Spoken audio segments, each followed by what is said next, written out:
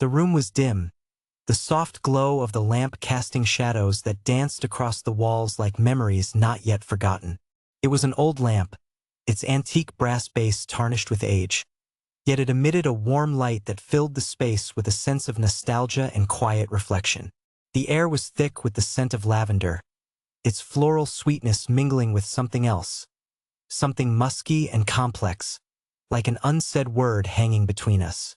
It was a fragrance that seemed to tell a story of its own, a narrative woven into the very fabric of the room, just as present and significant as the conversation that was about to unfold. Her voice cut through the silence, smooth and deliberate. "You didn't read the fine print," she said, her eyes catching mine with a glint that was both mischievous and knowing. Her eyes were a deep, unsettling blue, a color that seemed to shift and change with the light, like the surface of a restless sea. They held a depth and intensity that was both intriguing and unnerving, drawing you in even as they seemed to guard their secrets closely. I felt an involuntary shiver at her words, an undercurrent of something I couldn't quite place. It was as if her statement held more than just a literal meaning, as if it was a metaphorical mirror reflecting back at me my own uncertainties and fears. The room, with its worn wooden floors and faded wallpaper, seemed to close in around us, amplifying the tension that was slowly building between us. "Did you?" she pressed, leaning in slightly, her red nails tapping rhythmically on the clause about tenant responsibilities. The sound was sharp and constant, like a heartbeat, a reminder of the reality that lay beneath the surface of our exchange.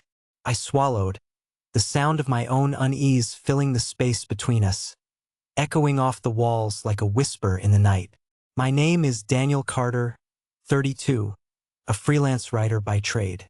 At this moment, however, I was merely a tenant, sitting at a kitchen table that felt too small, facing a woman who seemed to occupy more space than her physical form allowed.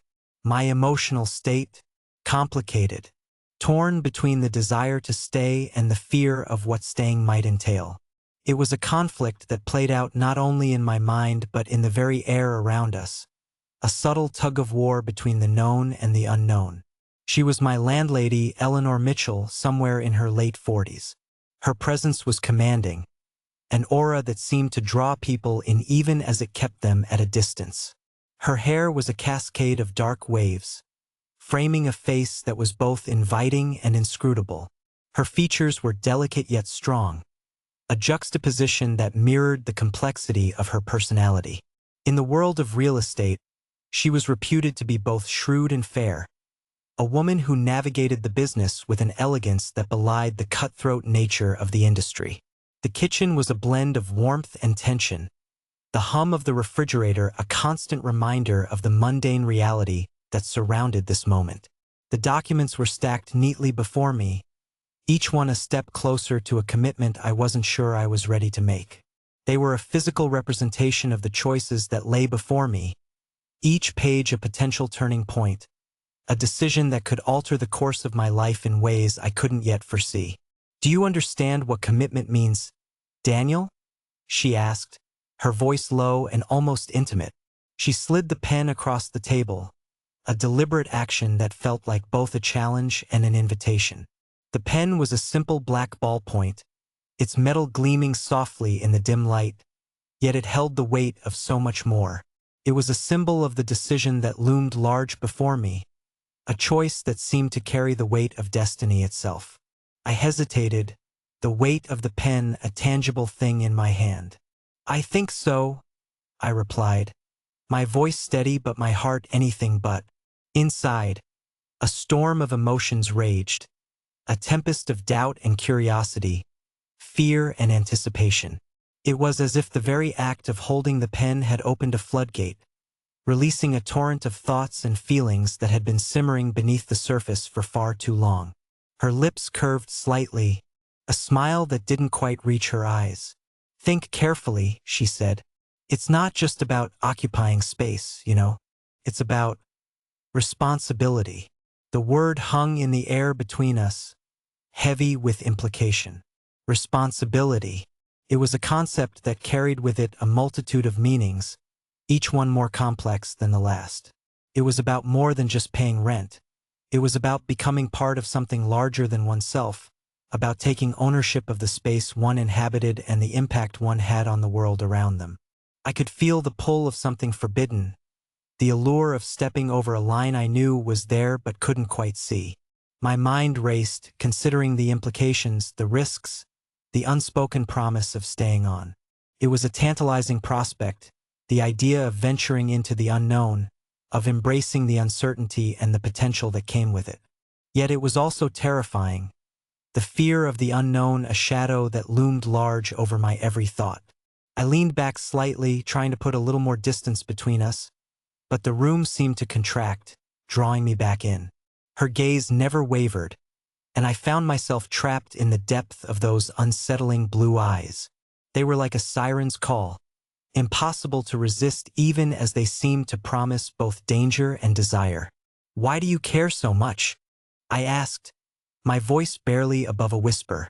It was a question that had been burning in my mind, a curiosity that refused to be quelled despite the uncertainty that surrounded it. "Because," she said, her voice almost tender, "some lines once crossed are difficult to return from." Her words were like a key, unlocking a deeper understanding of the situation I found myself in.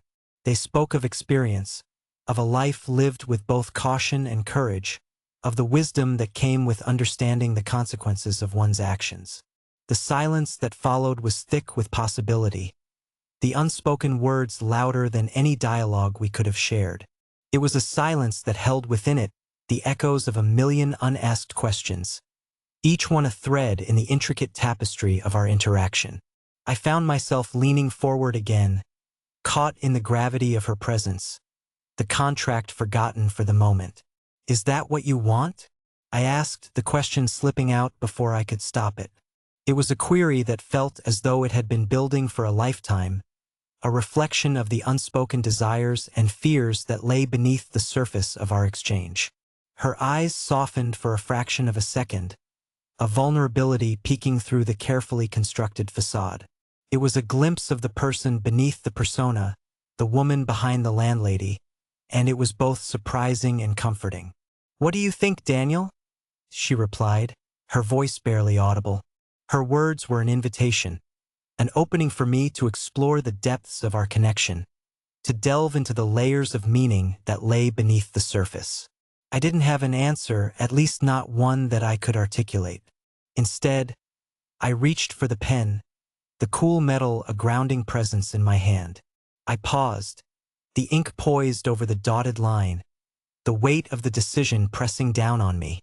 It was a moment suspended in time, a crossroads where past and future converged, where the choices of the present would shape the path that lay ahead.